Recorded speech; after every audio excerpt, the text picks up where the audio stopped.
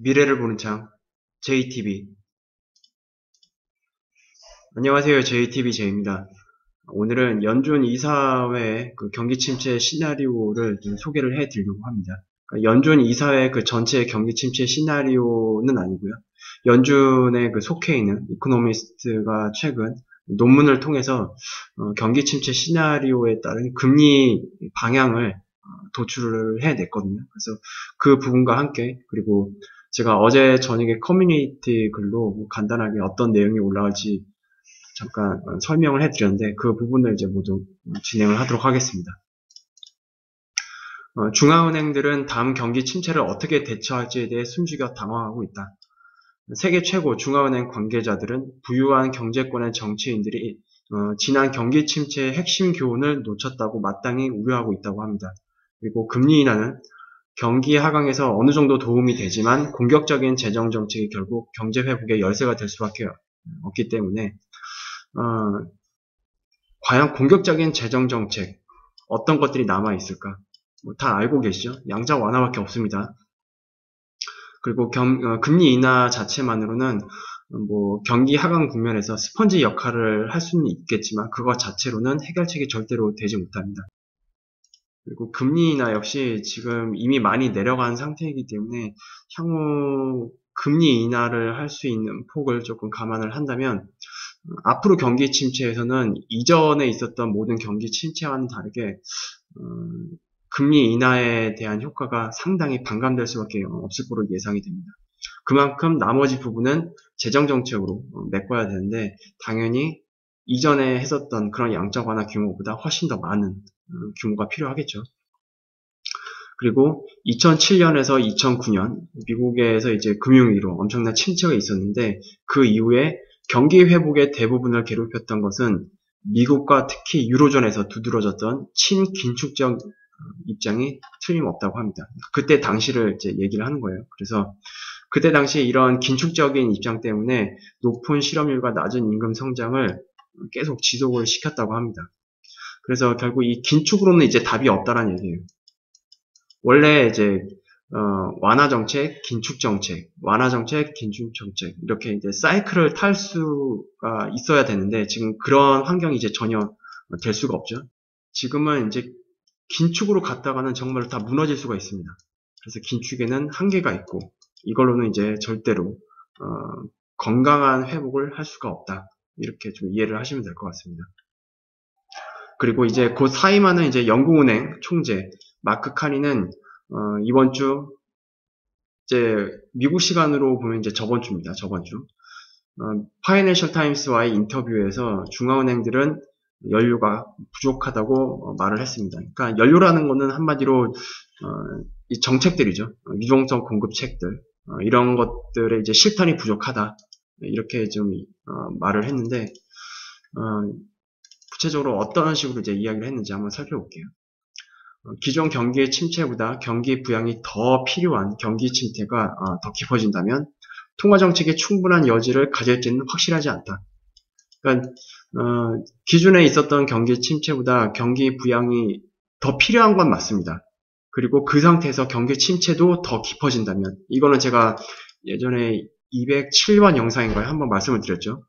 크게 예를 들어서 2020년 미국 대선 전에 일어나는 경기 침체, 그리고 그 이후에 발생하는 경기 침체를 비교해서 그 이후에 발생을 하게 된다면 시장은 그때까지 좀 더 상승을 할 수 있겠지만 반대로 경기 침체 깊이는 훨씬 더 깊어질 가능성이 높다.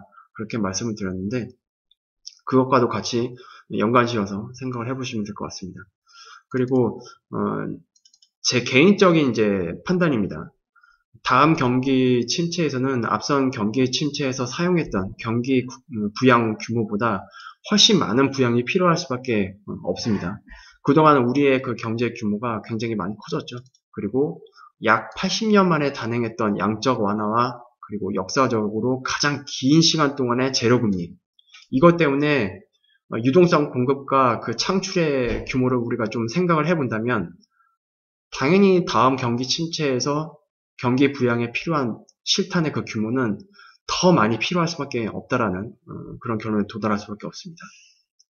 그리고 모든 주요 중앙은행들이 이전에 가졌던 것보다 훨씬 적은 탄약이 있다는 것은 일반적인 사실이며 나는 이 상황이 당분간 지속될 것이라고 생각을 한다. 그러니까 이 탄약이라는 내용을 보면 아까 제가 유동성 공급 체계라고 제가 말씀드렸죠. 이거를 절대적인 수치로 보시면 안 됩니다. 상대적인 겁니다. 2008년 금융위기가 일어나기 전 당시에 경기를 부양시킬 수 있었던 그 탄약은 약 4조 5천억 달러였습니다. 4조 5천억 달러. 근데 지금 규모에서는 이 4조 5천억 달러로는 힘들죠. 그래서 더 많은 자금이 필요할 수밖에 없고, 그래서 지금 기준으로 본다면 어쨌든 훨씬 작은 탄약이 있다는 것, 이것을 이제 좀 강조를 한 것 같습니다. 뭐 반대로 화폐 가치를 더 많이 떨어뜨리더라도 굉장히 많은 유동성을 이제 공급을 하게 된다면 그건 뭐 미국이 이제 선택해야 될 문제겠죠. 이렇게 되면 전반적인 이제 채권 시장이라든지 이런 부분들도 면밀히 검토를 해봐야 될 것 같긴 한데 뭐 어쨌든 방법은 그거밖에 없습니다. 그거 외에 다른 방법은 지금 전혀 없기 때문에 여력이 없더라도 최대한 끌어모아서 뭐 리스크를 감수하고서라도 진행을 해야 되지 않을까. 향후 경기 침체에서 그렇게 좀 보고 있습니다. 그리고 그것은 최근 유럽 중앙은행 총재에 오른 크리스틴 라가르드 정서를 반영한다. 라가르드도 이제 똑같이 얘기를 하고 있습니다. 지금 각 중앙은행들이 가지고 있는 정책적 여력이 굉장히 없다라고 계속 강조를 하고 있으면서도 계속 돈을 풀라고 얘기를 하고 있죠. 그리고 그녀는 예산을 아끼는 유럽 정치인들에게 특히 독일이 참 유로존 중에서도 아픔이 있잖아요. 아픔이. 독일이라는 나라는 이미 하이퍼 인플레이션을 겪은 아픔이 있습니다. 그렇기 때문에 돈을 푸는 것에 대해서 굉장히 많은 고민을 하는 나라일 수밖에 없습니다. 그래서 긴축에 굉장히 친화적인 그런 국가인데 지금 라가르드 총재 같은 경우는 특히 독일을 이제 지목을 하면서 니네 일을 해라. 일을 하라는 얘기는 돈을 풀어라라는 얘기입니다. 독일에 참 고민이 많겠죠. 많은 아픔을 가지고 있고 국민들도 다 알고 있습니다. 그래서 실제로 돈을 풀게 된다면 독일 여러 곳에서는 아마 여러 가지 우려를 표명하지 않을까 그렇게 예상이 됩니다. 그러면 이제 연방준비제도 이사의 그 경기 침체 시나리오에 대해서 좀 말씀을 드려볼게요. 최근 연준 이코노미스트 그 카일이라는 사람이 있습니다. 이 사람이 경기 침체가 향후 어떻게 나타날지에 대해 두 가지 시나리오를 도출해냈습니다. 그리고 경기 침체는 장기간에 걸쳐 거의 제로 금리에 가까운 결과를 가져올 수 있고, 이거는 이제 제가 작년부터 말씀을 드렸죠. 그리고 오랫동안 구독을 하신 분들은 아마 다 알고 계실 겁니다. 그리고 유럽과 일본에서 경험한 것을 미국에게 가져다 줄 수 있다. 유럽과 일본에서 경험한 것이라고 한다면 이제 마이너스 채권금리입니다. 마이너스 채권금리를 미국이 경험할 수도 있다. 그러니까 기준금리가 마이너스로 내려간다는 게 아니고 채권 금리 자체가 마이너스로 내려갈 수도 있다.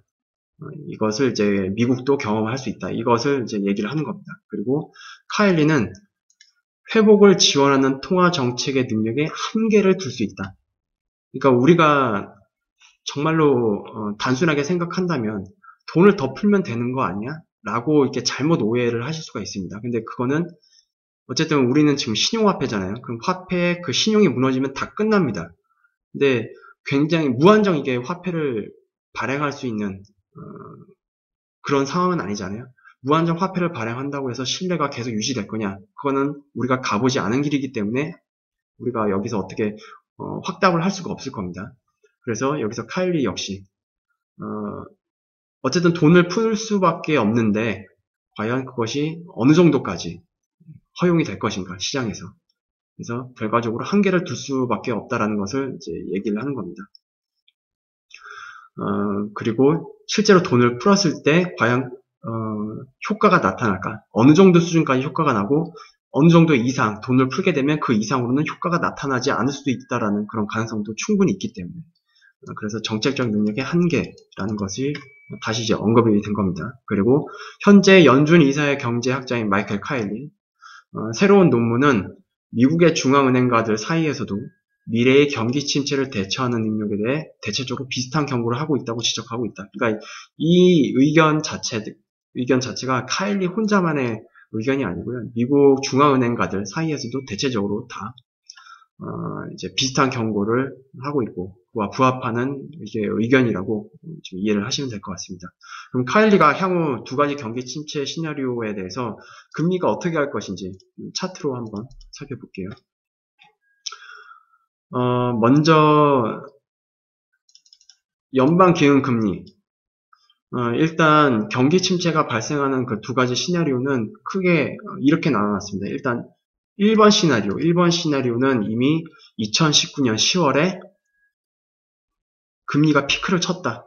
이건 뭐 채권금리 기준이겠죠. 기준금리는 이미 2018년 12월을 마지막으로 해서 이제 계속 하락을 하고 있기 때문에 일단 채권금리 기준으로만 본다면 2019년 10월 기준으로 해서 이미 금리의 탑을 찍었다. 채권금리의 탑을 찍었다. 그리고 두 번째 시나리오 같은 경우에는 2020년 4월을 예상을 하고 있네요. 2020년 4월경에 탑이 나올 것이다. 피크를 찍을 것이다. 채권금리가. 그래서 각각 이런 가능성을 가지고 금리가 그 이후에 어떻게 움직일지. 일단 채권은 이제 안전자산이고, 그리고 이제 많은 자금들이 이쪽으로 이제 몰릴 수밖에 없기 때문에 경기 침체가 발생하면 금리가 계속 내려갈 수밖에 없겠죠. 그리고 여기서 조금 우리가 주목해 볼 것은, 연준 입장에서 일단 1번 시나리오는 한번 배제를 하고 2번 시나리오 기준으로만 한번 보겠습니다. 만약에 2020년 4월 달에 이제 경기에 피크를 쳤다. 그런 상황이 발생한다. 그럼 그 이후에 이제 금리를 이제 인하를 할 수밖에 없겠죠. 그리고 이거는 연준에서도 밝혔듯이 경기 침체에 대한 구체적인 지표가 확인이 됐을 때만 이제 앞으로 금리 인하를 한다고 했습니다. 그래서 이때가 피크를 쳤고 그 이후에 이제 지표도 안 좋게 이제 나오게 된다면 금리를 내릴 수밖에 없겠죠. 그런데 금리 인하 여력이 제로금리만으로는 별로 인하를 하지 않아도 바로 제로금리에 이제 도달할 수밖에 없는 그런 위치에 있기 때문에 마이너스 금리까지도 진행이 될 것이다 라고 이제 얘기를 하고 있습니다. 제가 여기 부가적으로 좀 설명을 해드린다면 실제로 연준이 마이너스 금리를 채택하게 될까? 현재 가능성에서는 마지막 카드로는 사용할 수 있어도 바로 사용할 가능성은 없다. 이것도 연준에서 이미 밝혔었죠. 완전히 배제하는 것은 아니지만 이제 당장 마이너스 금리까지 고려하는 그런 상황은 아니다. 그러니까 제로금리까지 일단 내리고 그 다음에 이제 부양책들을 이제 검토를 하겠죠. 돈을 푸는 부양책들을 검토하게 될 텐데 그것만으로도 해결이 안 된다. 그러면 이제 다시 추가적으로 마이너스 금리를 그때서야 내놓을 가능성이 좀 있습니다. 그래서 어쨌든 장기적으로 본다면 2022년까지 금리가 좀 생각보다 좀 심각하게 많이 내려가는 것을 볼 수가 있습니다. 뭐 1번 시나리오가 됐든 2번 시나리오가 됐든. 그래서 밑으로 금리 폭이 거의 중장기적으로 이제 봤을 때 뭐 마이너스 3까지 가야 된다. 그러니까 연준 입장에서도 다가오는 경기 침체는 이전 경기 침체와는 다르다라는 것을 조금 예상을 하고 있는 것 같습니다. 그렇기 때문에 이것이 안 오게 하려고 그렇게 뭐 레포 시장도 개입을 하고 대차 대조표도 계속 확대를 하고 있고 그런 거 아니겠어요? 시장이 이제 무너지지 않기 위해서 계속 이제 기술적 조치들을 하고 있는데 어쨌든 이런 기술적 조치는 완전한 해결책은 아닙니다. 다만 경기 침체를 약간 뒤로 미룰 수는 있어요. 하지만 완전한 해결책은 아니기 때문에 어떤 단계에서든 우리는 반드시 엄청난 고통은 한 번은 감내를 해야 됩니다. 그래서 그런 상황이 발생됐을 때 미국 금리가 이 정도까지 떨어지게 되는 시나리오가 나온다면 주식시장, 특히 미국의 주식시장도 엄청난 하락이 있을 수밖에 없을 것으로 예상이 됩니다.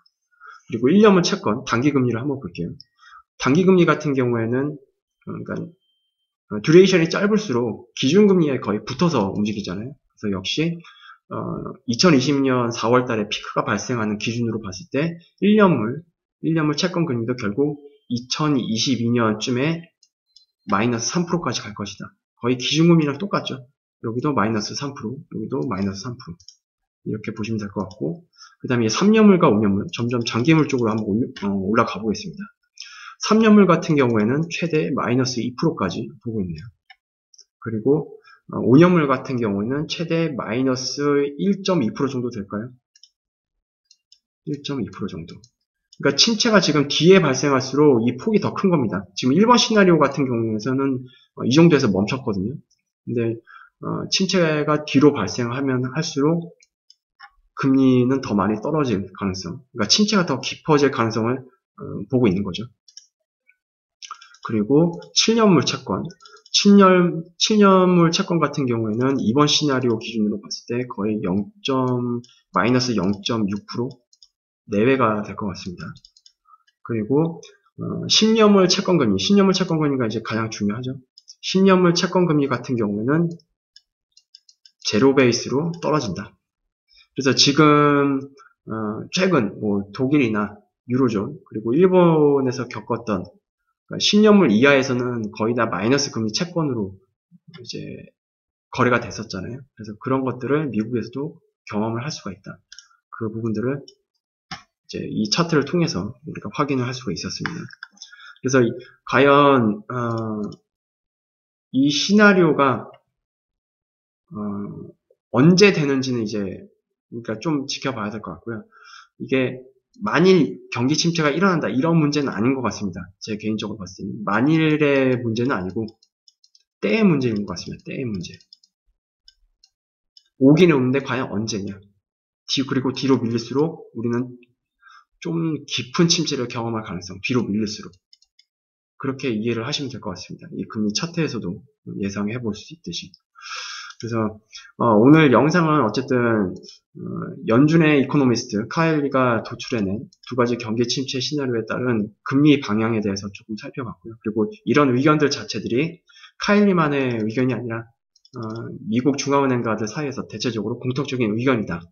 이런 것들을 확인해 볼 수가 있을 것 같습니다.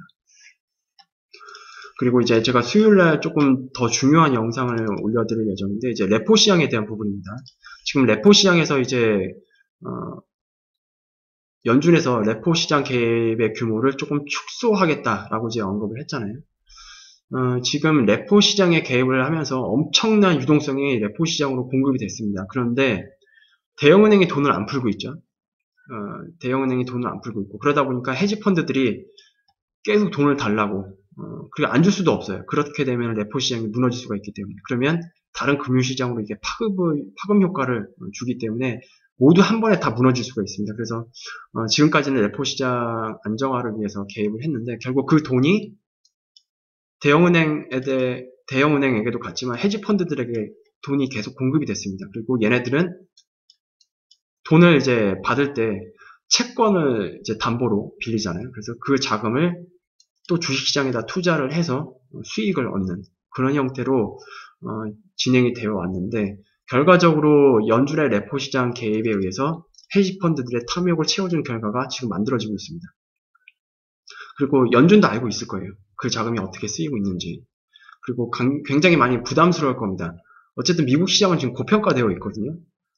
고평가되어 있는데 지금 이런 형태, 레포 시장의 개입에 의해서 헤지펀드들이 돈을 융통을 받아서 또 시장이 또 투자를 하는 그런 효과 때문에도 시장이 계속 기존 가치보다 굉장히 고평가되는 양상으로 가고 있습니다. 그러니까 점점점 어떻게 보면 이제 과매수 영역, 이게 과매수가 많이 만들어질수록 그 후폭풍이 굉장히 크거든요.